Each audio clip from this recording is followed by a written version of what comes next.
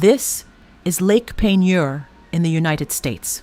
At first glance, the water appears completely calm, still, and harmless. Yet, in the 1980s, this lake witnessed a terrifying event, one that still sends shivers down people's spines today.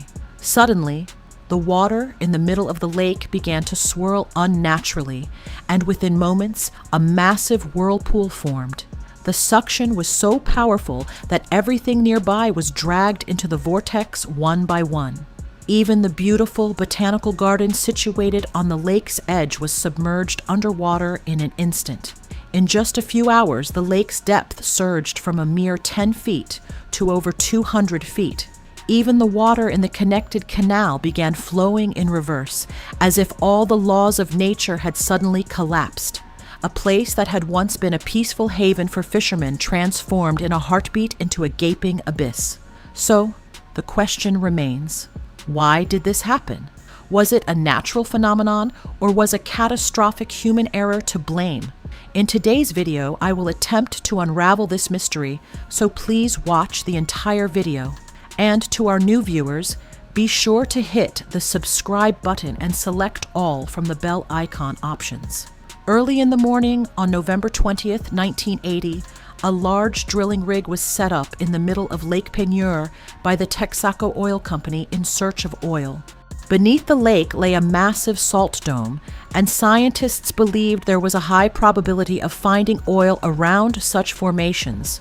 Numerous surveys suggested that significant oil reserves might be hidden at the edges of the dome.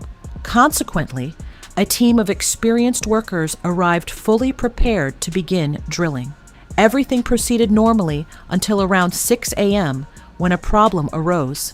The 18-inch drill bit became stuck at a depth of approximately 12,000 feet. Such incidents had occurred many times before, so the crew didn't initially think much of it. Usually, applying a bit of force would free the drill, allowing work to resume. However, no matter how many times they tried, the drill wouldn't budge. Suddenly, there was a violent, jarring sound, and everyone realized something highly unusual was happening below. They immediately decided to abandon the platform, board their boats, and head for the opposite shore. That very decision saved their lives. Within minutes, the massive drilling platform tilted and sank completely beneath the water. Incredibly, the lake was only 10 feet deep, yet it swallowed the massive structure whole. Just then, the workers felt their boats being pulled backward by an invisible force, a suction originating from the exact spot where the platform had vanished. The boat captain quickly engaged the engine and managed to bring everyone safely to shore. But the sinking of the drilling platform was merely the beginning of the disaster. Moments later, the lake water at that same spot began to swirl, gradually forming a massive whirlpool. Its power was immense, dragging in everything nearby. The entire event unfolded so rapidly that people barely had time to comprehend what was happening before their eyes. At that moment, another terrifying phenomenon began in the Del Cambre Canal. The water, which usually flowed toward the Gulf of Mexico, started flowing in the opposite direction, meaning water from the Gulf was now rushing into the lake. Within minutes, the lake water was rapidly sucked into the hole. It was as if the entire lake vanished right before their eyes. While the spectacle played out on the surface of Lake Peigneur, the disaster actually originated deep underground, within a massive salt dome beneath the Earth's surface. A vast salt dome lay beneath Lake Peigneur, a geological feature found in many parts of America where salt mining takes place. Inside this salt dome lay an extensive 4-level salt mine that extended to a depth of approximately 1,500 feet. The mine first opened in 1919, and salt extraction continued there for nearly 60 consecutive years. Initially, mining operations were confined to the upper layers at a depth of approximately 800 feet. However, over time, the mine was deepened, and massive tunnels were excavated, extending to depths of 1,000, 1,300, and 1,500 feet. The deepest tunnel measured 100 feet in width and 80 feet in height. While the salt was completely removed in some areas, large sections were intentionally left intact to serve as load-bearing pillars, acting like a roof, to prevent the mine from collapsing. Much like oil drilling, salt mining carries the risk of fatalities. However, the hazards associated with salt mining are unique. This is because the entire mine relies on thick salt pillars for structural integrity. If these pillars were to weaken even slightly, the entire structure could collapse in an instant. The most terrifying prospect was the possibility of water flooding the mine as salt dissolves rapidly in water. Once water entered the tunnels, the salt walls and pillars would begin to dissolve. The roof would weaken, and the overlying earth would soon start to collapse. Instances of water seeping into parts of this salt mine, located beneath Lake Peigneur, had already been observed as early as the 1970s. However, the real danger lay in the upper sections of the mine, situated at a depth of approximately 1,300 feet. Salt pillars there had been weakened by years of bearing immense pressure. Although the process was slow, the strain was accumulating and silent changes were occurring underground. All of this foreshadowed a massive disaster that would soon unfold before everyone's eyes. The morning of November 20th, 1980 began quite normally. 55 workers descended into the vast salt mine for their shift. Some were working at a depth of 1,300 feet, others at 1,500 feet, just as they did every day. But a short while later, they suddenly heard a strange sound. A worker moved toward the noise and saw fuel drums knocking against each other and murky water rising to knee level. Everyone was stunned. How had so much water gotten in? While minor water seepage had occurred before, the situation this time was entirely different. They immediately raised the alarm. Within seconds, the mine's lights flickered 3 times, a signal that everyone had to evacuate at once. The problem, however, was that there was only one lift to take them to the surface.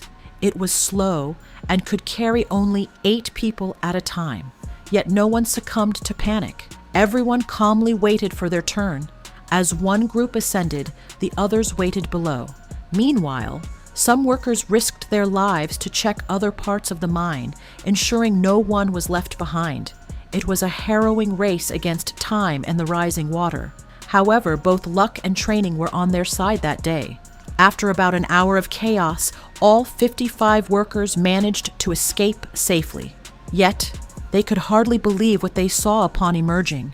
A massive whirlpool had formed in the center of the lake, driven by a strange force dragging everything, rivers, boats, and trees, down into the depths.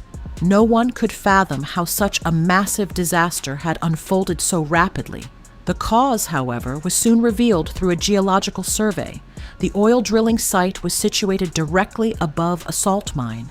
The drill had accidentally pierced the mine's roof, located approximately 1,300 feet below.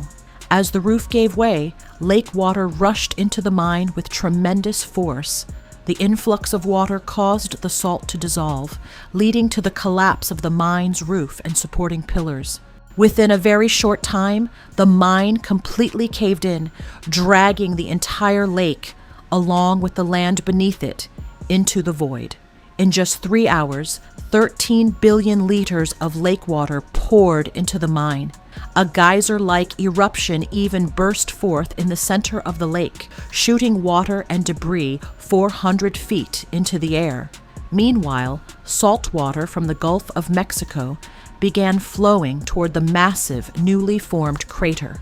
The disaster continued for nearly 40 hours.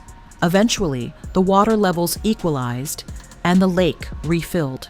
Yet, it was no longer the same. The lake's fresh water had turned saline. Furthermore, the depth increased from a mere 10 feet to 200 feet. This transformation completely altered the lake's ecosystem. The original aquatic life and vegetation perished, while new species gradually began to emerge. A question remains, however. How did the oil company engineers make such a critical error, knowing full well that drilling over a salt mine could trigger such a catastrophe? Although a report was published in 1981, the exact cause remained unknown because all records, including those related to the drilling platform, were lost at the bottom of the lake. However, some speculate that the drill may have veered off course underground. Consequently, most experts believe it was a clear miscalculation. The drilling point was measured incorrectly, causing the drill to strike directly above the mine. Although the matter eventually went to court, Texaco settled the issue with financial payouts. The salt mine owners received $32 million, and the devastated botanical garden received $2.8 million. Following the accident, the salt mine was permanently closed in 1986. Was the catastrophic event at Lake Peigneur the result of human error or the wrath of nature? That question remains a mystery to this day. What do you think? Was it a drilling error or a terrifying display of nature's power? Feel free to share your thoughts in the comments section. If you enjoyed this video, please hit the like button and subscribe to the channel. See you in the next episode. Thank you.